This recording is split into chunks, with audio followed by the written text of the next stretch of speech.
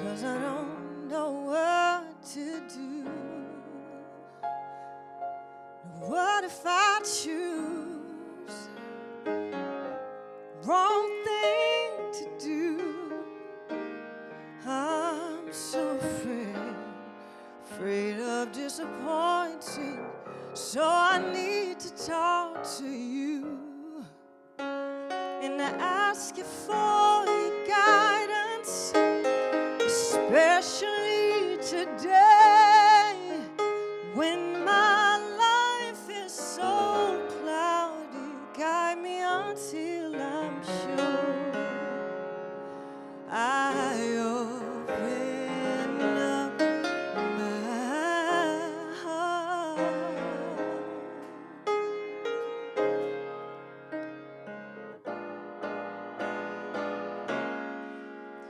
My hopes and dreams are fading fast.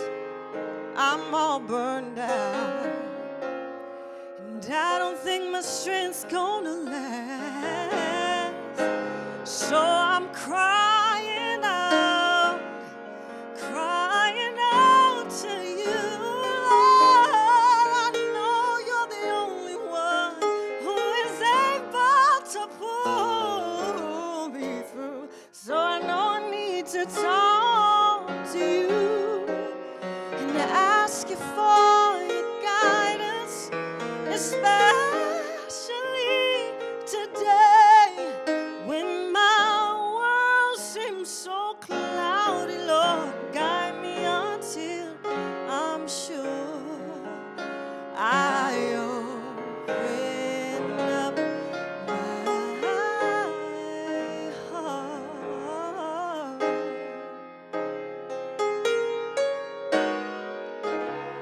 So show me how to do things your way. Don't let me make the same mistakes over and over again. Your will be done, and I'll be the one to make sure that it's carried out. And in me, I don't want any doubt. That's why I want to talk to you. Yes, I do. And I ask you for your guidance, especially today, right now, when my world seems so cloudy. Lord, guide me until I'm sure I open my heart, bare right before you. Come on in and show me, guide me until I'm sure I open up my heart. Just one word I know can make a difference in what I do. Lord, guide me until I'm sure I open my heart.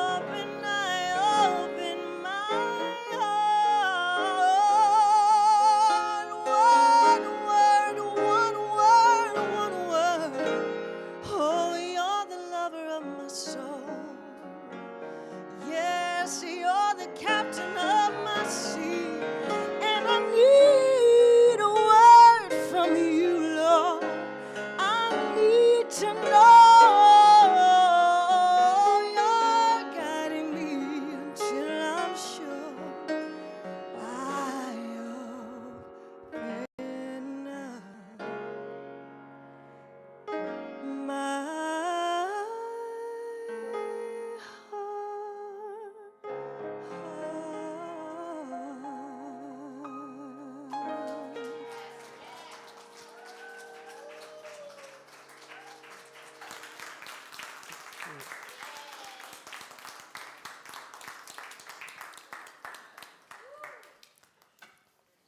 Takia Franklin and Thomas Hughes on piano.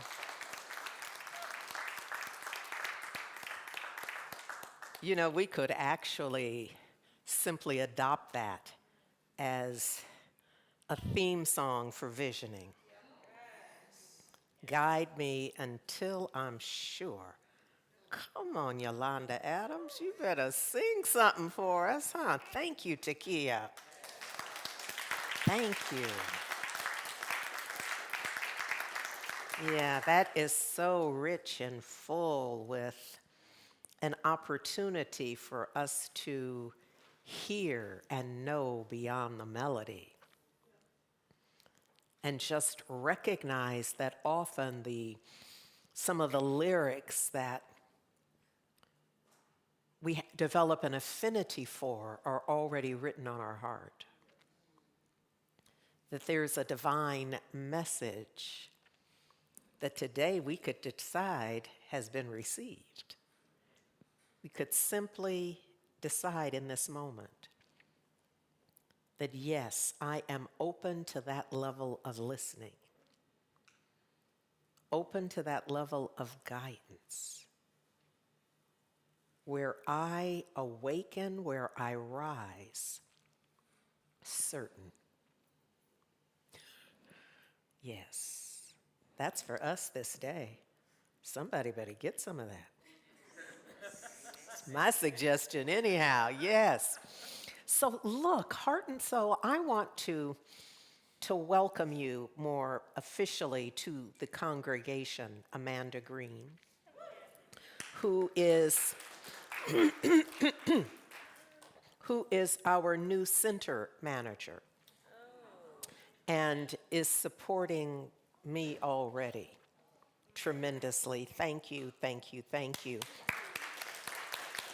And so you'll be seeing and interacting and recognizing communication from her as she becomes more and more immersed in everything that we're up to. Thank you, Amanda. Thank you. So, look, I am still in my little birthday celebration. And one of thank you, somebody said, that's all right too. Yes, yes, as I should be. Yes. And I mention it because two of my dearest friends, the three of us grew up together and we celebrate each other's birthdays together. And so we had some little birthday shenanigans yesterday. And part of what I had asked for, I'd been wanting to see Sally and Tom, which is a play at the Marin Theater, and it's about Sally Hemings and Thomas Jefferson.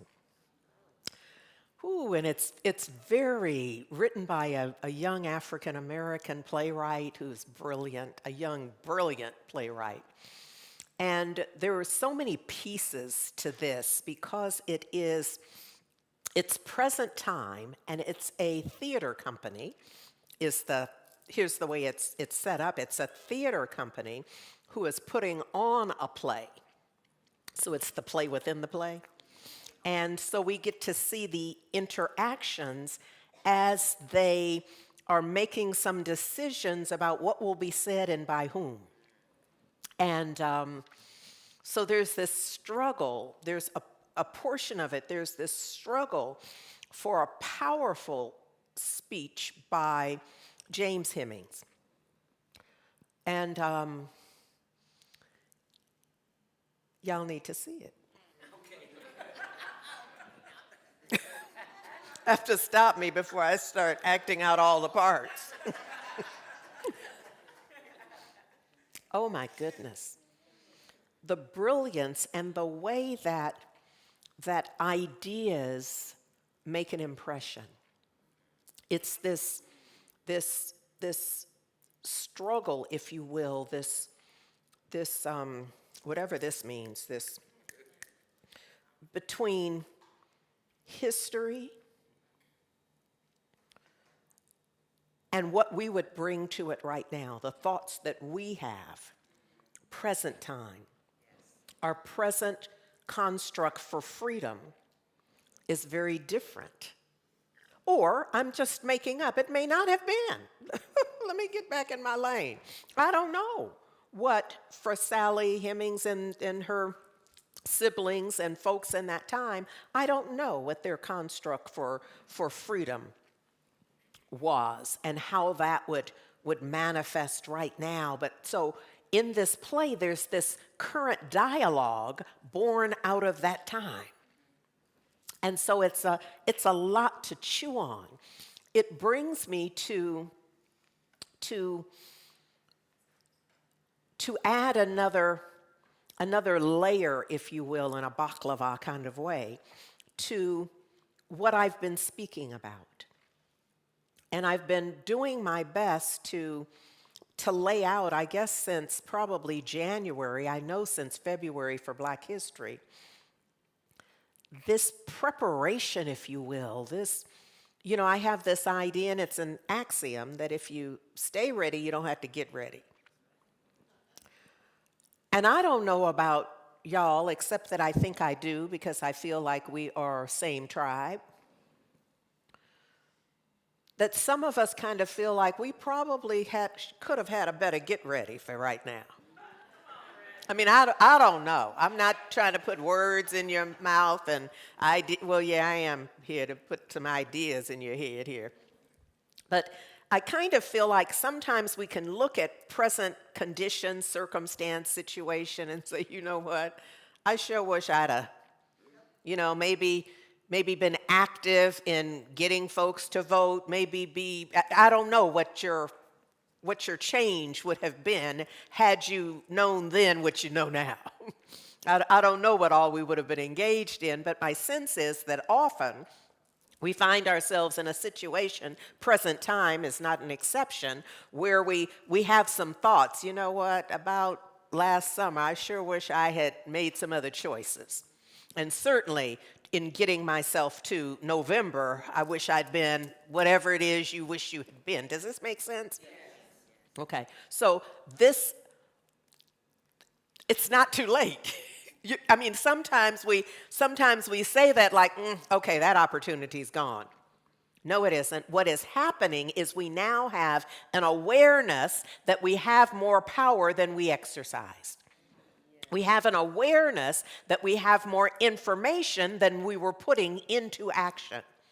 We realize that right now we have more options that we can exercise. Does it make sense if I say it that way? So where we stand now is an enlightened place. We stand right here, right now, just aware of, you know what? This idea of what I woulda, shoulda, coulda is giving me some information. And what can I do with that right now? So that kind of going back for just a few weeks, if we go back into last month, I was working with us around this idea of must we see it to believe it? Or is the idea that I believe it to see it? And on the one hand, I don't care where you weigh in, as long as you're weighing in and you're willing to look at it, to discern where am I in this? If I am, and in fact, the most powerful when we think about the evolution of mind and discernment and our ability to co-create intentionally, this notion of believing it to see it is very, very powerful. And if you have to see it to believe it, I ain't mad at you. I'm just encouraging you to maybe play with shifting the order on that. Just play with it.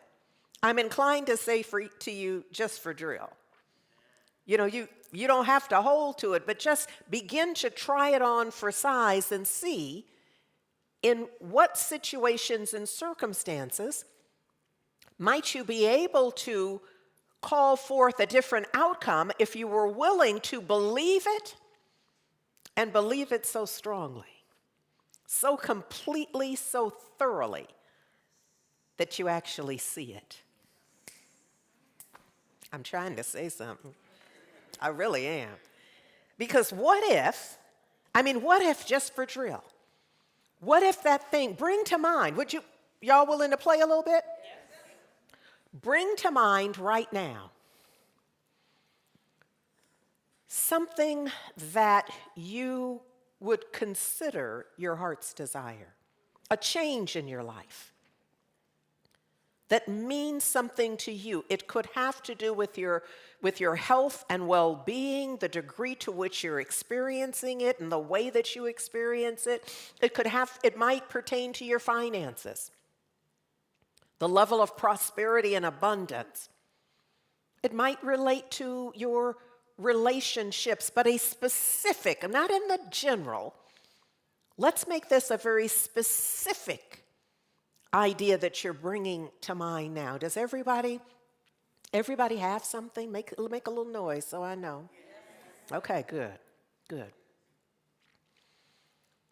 Now begin to, in your own way, using your own inner resources, begin to see that fulfilled, whatever that idea is. If it's health and wellness, it might be in opposition to a prognosis. So it might be you saying, I know they told me X, I'm declaring Y. And so begin to see whatever that intended outcome, that desired outcome, begin to see that.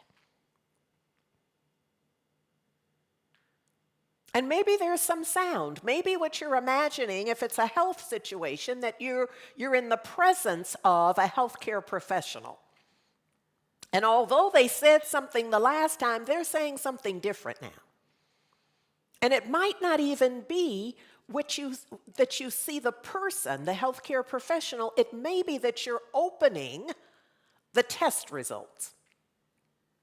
It might be in your email. It might be something sent in the mail. Whatever it is, you are engaging in it. You see a new message. If it's financial, you might be looking at a bank statement. It might just be your bank book and your arithmetic there. I don't know what it is. It might be a phone call that comes from someone in your life with whom you've not spoken, or a message from them in some way, shape, or form. Lord, I hope this is making sense. What I'm asking you to do is to breathe life into it. With every breath you take, make that more real. Add more details to it. So you're not just seeing, you're hearing. So if you're opening the envelope, you literally hear the tearing of the paper. If you're on email to get this message, you hear the clicking of the keyboard to get there. It is full sensory perception. You are seeing and you are hearing. And now we're going to go for the gold. You actually feel it as well. You feel some kind of way when you hear the healthcare professional saying, or when you open it and you scan down, because you already have some feelings just in opening the envelope, just in clicking on the email. And so when you see the words, test is negative. Something is happening in you. Those aren't just words. That has meaning. That opens up some aspect of your life that you might not have seen as open. When you have that sense of forgiveness in the relationship, that opens something that you didn't feel was open before. Bring a feeling to this.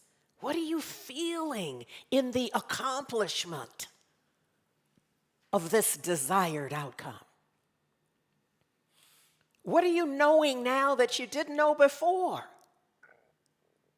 What are you sensing about this?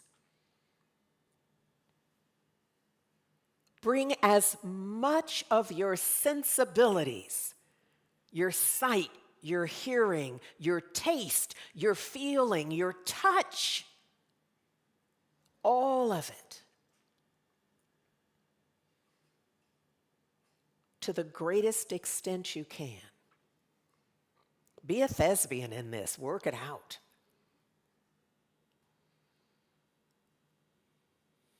And now give thanks.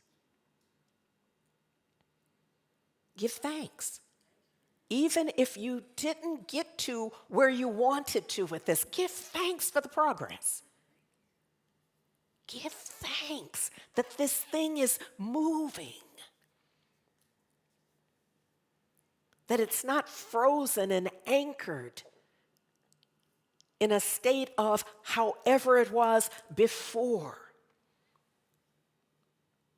You moved it closer to your highest possible vision and dream, intention, objective, you name it, goal, your heart's desire. So just give thanks. And then bring that to present time. If your eyes have been closed, don't just open them and return to present time. Bring this with you. Bring this experience to now, to the best of your ability, so that in this now moment you realize, you know that you have progressed from some distance away from your heart's desire to closer to it and possibly already in it. Does that make sense?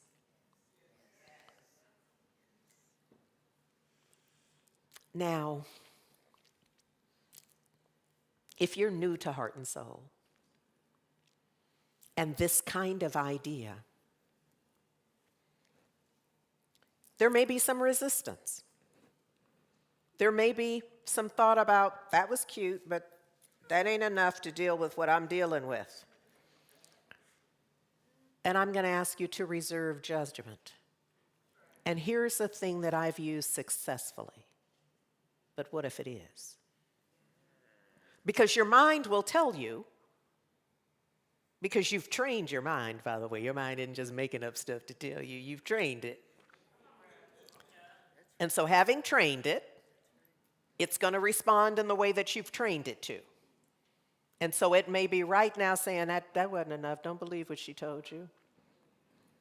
So I'm going to invite you, if you want to play the game, and the game is one of progression. The game is one of change. The game is one of transformation. And everybody's not up for transformation. Many people will say they are, but their lives indicate that they are not. And that's okay. This is no judgment. If you want to, though, be in a space where transformation can happen, this can help in that. And so when the idea comes up, like, this ain't going to be enough to deal, she don't know what I'm dealing with. And I need you to know I don't have to know. I do understand principle. And your situation, as dire as you have labeled it, cannot stand and remain against spiritual principle. It just cannot. And you don't have to believe me. This is why Mother Harriet sits right here as a reminder that some of us would have thought, I better go sit down somewhere, because I'm not free, and these ideas of freedom are only going to get me in trouble. While Mother Harriet moved in another orbit. I'm inviting you, us, all of us, to another orbit where something greater is known already, and when you engage your knowing with the greater truth can then be revealed as true for you. There's a piece in here I'm hoping that you're getting. The greater truth already exists. Come on, Mother Harriet, help me out with this. The greater truth already exists. And it will only exist for individuals according to their willingness to step into the greater truth. The greater truth is already here. You're not inventing greater truth. I'm not asking anybody here to design a new truth. The greater truth already exists. If you're not experiencing your highest good for where you are right now, and by the way, the highest good you're claiming is not the end for you. What we're doing ideally is supporting each other in developing a habit, a practice of moving toward the greater good always and in all ways. Does that make sense? So the greater good is really a moving target. But that's okay because you're up to it. The fact that it's a moving target can't stop you. That won't interrupt your game at all. In fact, that's the game you want to play, right? Because right now you're looking for X in the bank account. Or you're looking for a level of health that shows up on some report. It might be your blood pressure. I don't know what it is for each individual, nor do I need to. Nobody needs to know but you. What is it that when it's transformed, your vibration shifts and you know you are operating in a higher self-expression? Come on, y'all at home get me faster than the folks in the room all the time. So I'm counting on you to be a part of the critical mass energetic that helps to bring us all to this point of not just knowing but understanding. That is a level of vibration, understanding, and acceptance. Now, look here, I said that, and now I want to take part of that back because you don't really have to understand it to practice it. You really don't. But you must be willing. So what's required is that you bring some willingness. So look, what we're talking about is believing it, imagining it so much. So this notion of seeing it does not mean that you got it right here, see it. You see it in mind. This won't be the first time because so many of us are masters at seeing what we don't want. The detail of our fear. We have detailed it so until we can see it without even seeing it. And I'm simply saying use that same skill that we have mastered for good. For something you want.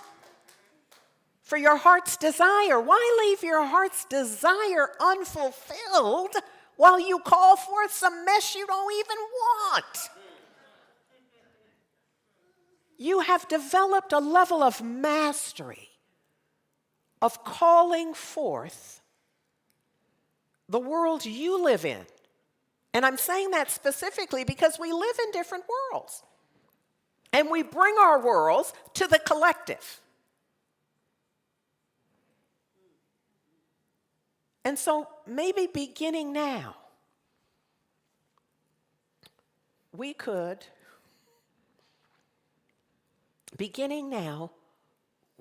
choose to shift. Now look, here's the real thing, at least for me. I declare a change I'm going to make. I mean, for real. I've told y'all before, and this just came as the best example, that I was fasting, and for my own personal reasons. I had decided I would be fasting, and it was going for all the reasons I'd set the date, began the fast, was all set up, and then I caught myself chewing. I don't remember going to get the food. Now, at this point, I don't know if it was something I had to warm up. I don't remember the details. What I know is that on my fast that I had set, I'd set the date for it, I'd set myself up, and I was chewing on food. And that's when I came to myself. Now, I had a choice. That could be the end of the fast, and in its own way it was. But it could have been the end of the fast for the next year. But instead, I just took that out and I had to work with me for a moment. And then you begin again. So what's for sure to happen is you're going to find yourself chewing on some old idea,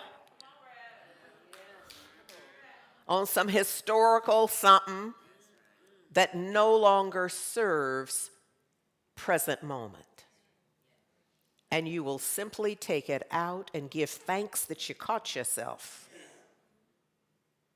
Because it might have been next week before you caught yourself. So we're just grateful whenever we catch, yes? We just immediately, there's going to be a lot of gratitude in this along the way, by the way. We just give thanks. Oh, thank God I caught them. Just take that out. Rinse the mouth and start again. Yes, yes, yes, yes. So look, this thing that I'm working with, and Sally and Tom, frankly, just kind of wore me out and made me think. Well, it didn't make me think anyhow. What I walked away with was I have to do some more with this. So look, what I brought you before is Hebrews 11:1, which is specifically, now faith is the substance of things what? Hoped for. The evidence of things not seen.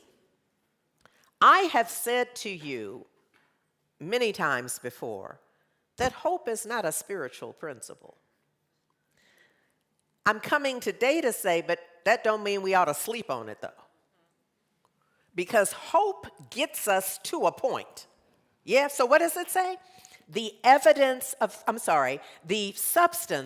substance of things hoped for. So when I invited you to call forth a higher vision for what some aspect of your living today, I was essentially inviting you to hope, which has everything to do, see, this notion of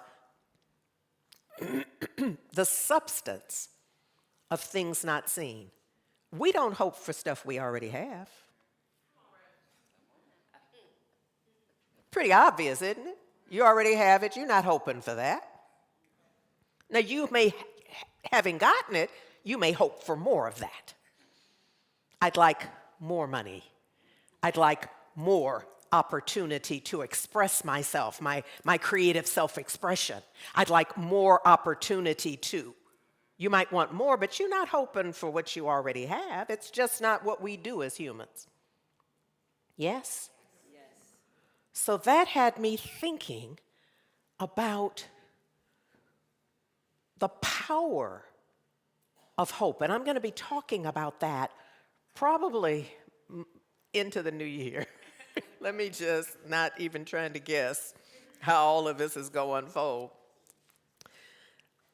Where I have landed is in this place of from Hebrews 11 in talking about what faith is, because what I see very clearly is the faith of our ancestors. Now, when I say our ancestors, I am not talking biology, although there may be plenty there. But I'm not talking about just certain people are my ancestors, because I'd be picking and choosing. And so an example is I absolutely claim Mother Harriet as an ancestor.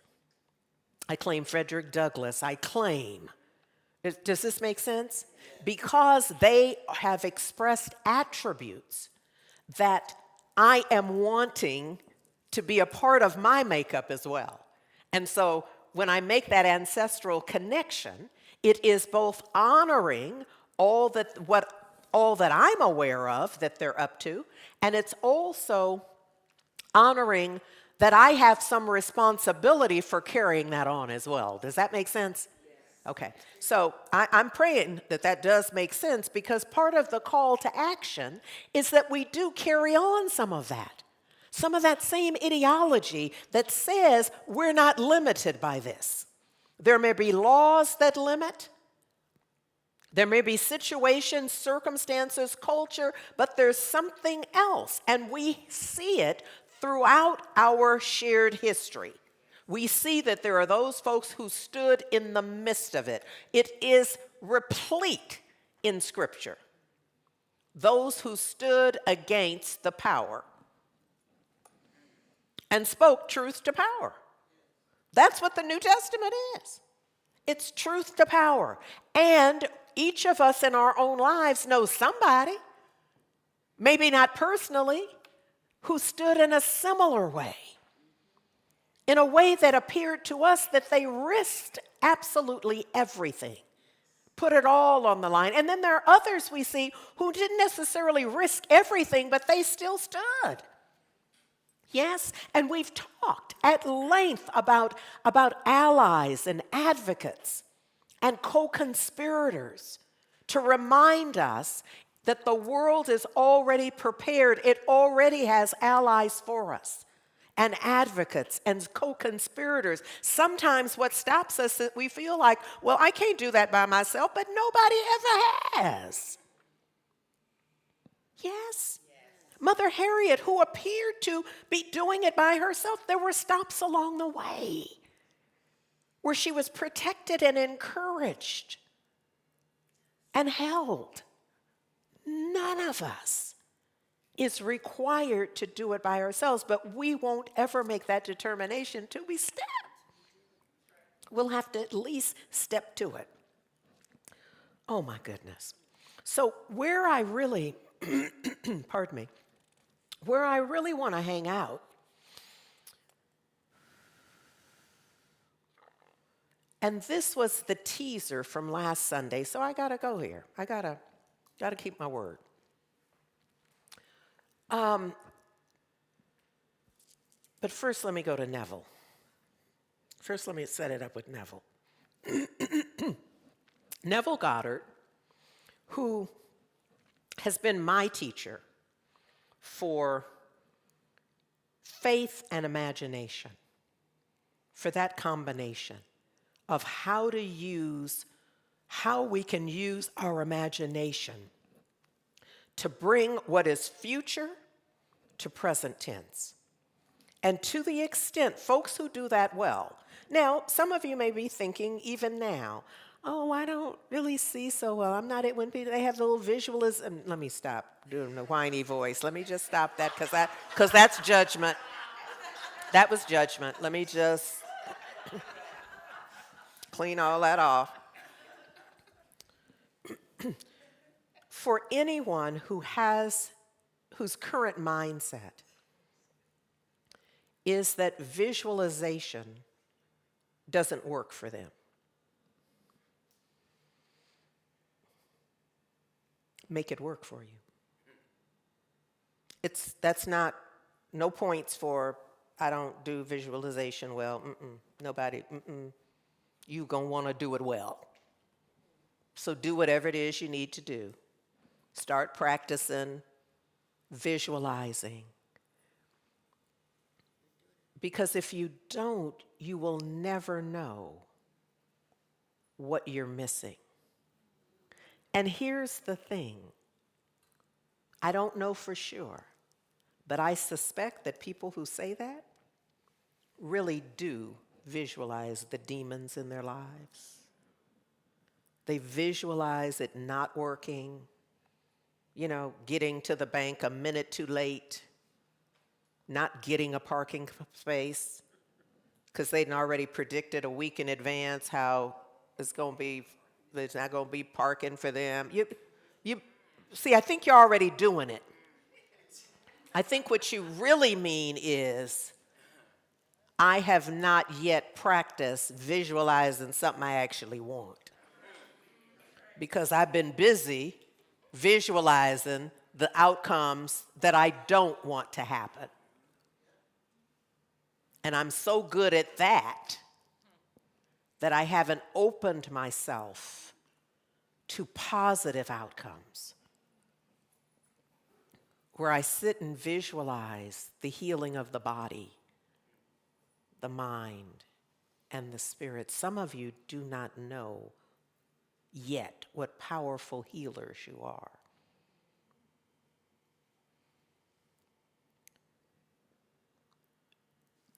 and what you're leaving untapped. So Neville says this, and for me, he's the one. He's my go-to for around faith. What was the first book of Neville's that I ever read back in the early 80s was Your Faith is Your Fortune. Your faith is your fortune. And I shall forever be grateful for those words that just opened me. It was like a whole new universe of, like, what else is happening? Have you ever had that feeling? There was a commercial from 100 years ago. I don't even know what it was they were trying to sell. Let me tell you what I saw.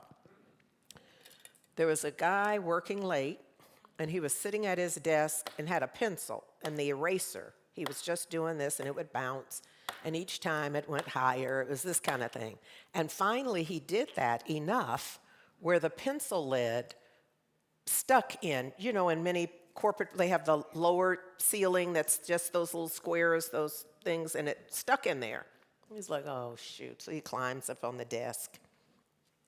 And if you know what you have to do with those squares, he kind of held it to pull it out, and as he held it, it pushed up. And when he pushed up, what he saw was, now, this couldn't happen because you'd need the floor for the above. I have sense enough to know that. But I love the premise of that. See, this is why this visualization works. See, because the fact that they didn't have any floor above, and we know it was just the little squares, don't get hung up on that. Don't let your mind try to bring the logic to it, because that's not what we're working right here. We're not working the logic of it. We're working the principle of co-creation. So when he pushes up, we're suspending logic in this. He pushes up, and there are lights on, and there's a whole party going on up here. Whole party going on. Y'all remember when Eddie Murphy did on Saturday Night Live on the bus? Everybody, okay, y'all not with me. It's all right. It's all right. We just go with this. So look, the idea here is that while you are in your fear, while you're in your doubt, while you're in your incompleteness, your sense of incompletion, there's something else going on always. Always going on. Always going on. When my mother passed 23 years ago, she passed at Kaiser, and I left Kaiser. At the time I was at East Bay, and so on the way home, we passed by East Bay, and that was a day that they were doing a celebration. This was June, and in the parking lot, they had set up tables. And as we were driving past, I said, pull over. Because what I needed to see is that while I was at the height of my grief, while I had just literally put my mother's body in the bag and zipped it up, signed whatever paperwork was required, and was on my way home, I thought I needed that in that moment, I got to see that life was not only continuing, but they were about to celebrate. There was about to be a party, even while I was having my own experience. That was important for me in that moment, for me to see that both things are true simultaneously, and they're true for you.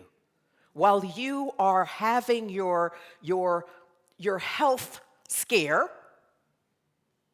there's health going on.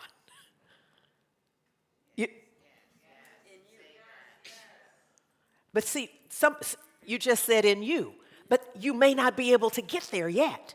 The first step is to realize that somebody else is having the celebration around the good health report. And once you can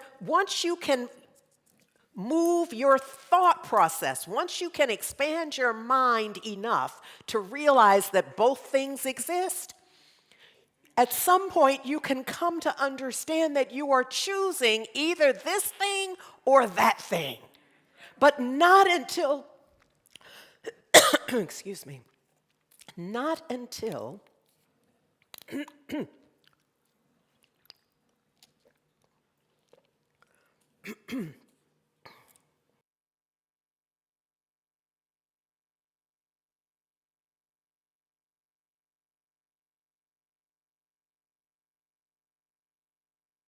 of that can happen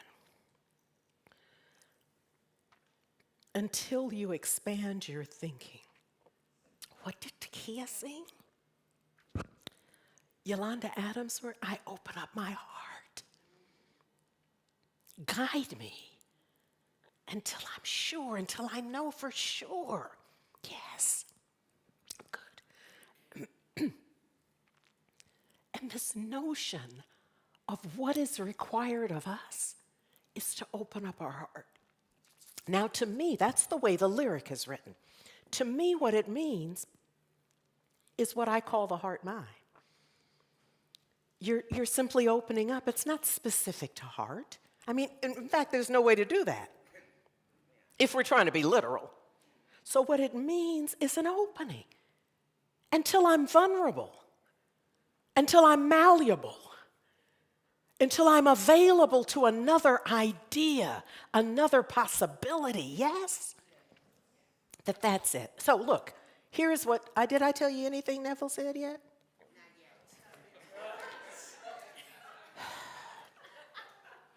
Okay, thank you. So Neville says this: the world cannot change until you change your concept of it. As within, so without. Now he says a lot of other stuff in there, and you're welcome to take a shot of but this is as far as I can go for right now, because that's like a whole mouthful, isn't it? It's a whole mind full, it's a whole heart full. This idea that the world, now that is both worlds. That's your individual world, and it is the collective. It's the universe. It can't change until we change our concept, because we are living in our concept. The booger bears we set are the booger bears we set. And here's how you know. Because for somebody, you're their booger bear. Oh, I went too far now, huh? Oh, I apologize. But I meant it. And this is how you know it's all transitory. The monster that you have identified, while you were busy identifying that and setting it up, you were somebody's monster. Or maybe called by some other name, but they're holding you in that space. I hope you get this.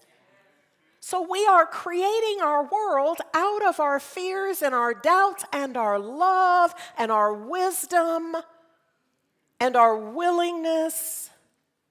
We are co-creating always, as within, so without. And that's all I got time for right now. That's the word. That is the word right there. That's it.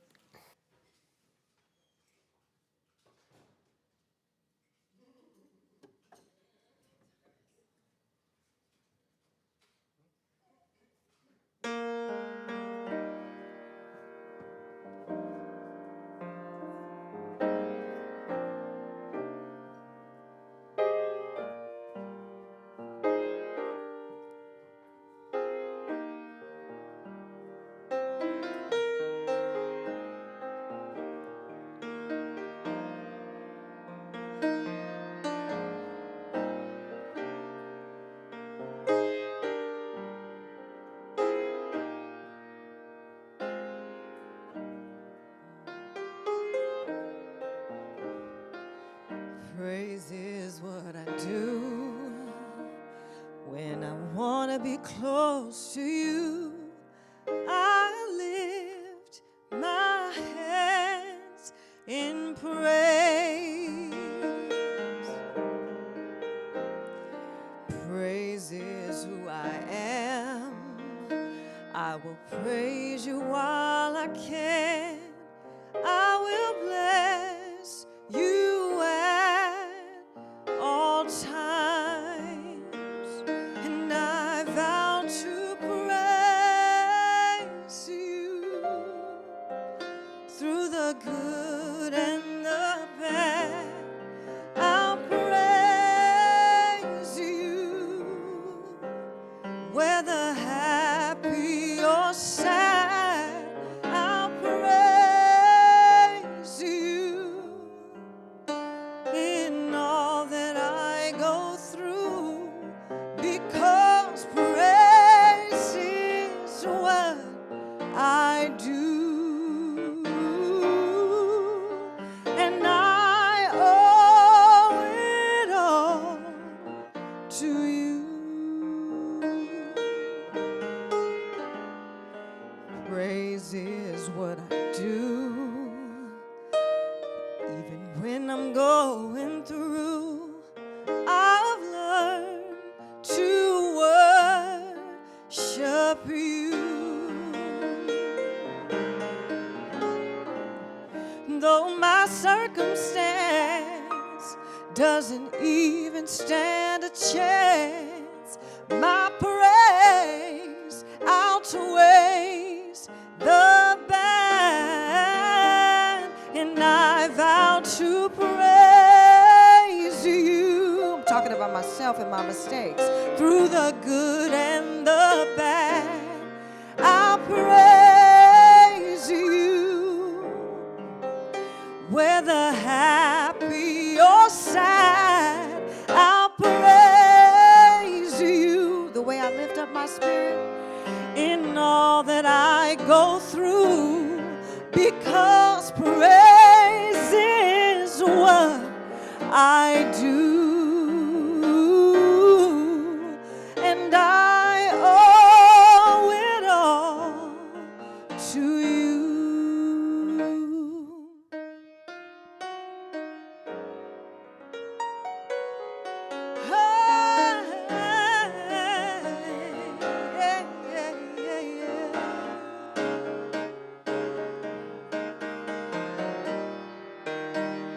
Praise is what I do.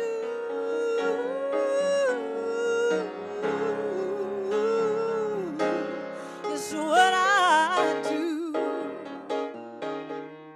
Oh, yeah, yeah, yeah. Praise is what I do.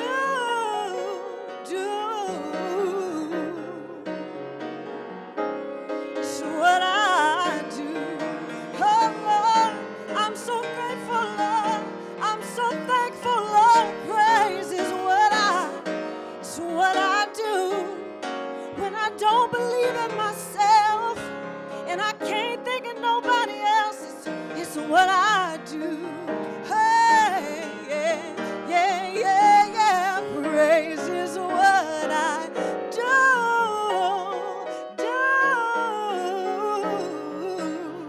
Yeah, yeah, it's what I do. Hey, I let it get down, down, way down in my body, and I lift it up. Praise is what I do. It's who I am. It's what I do.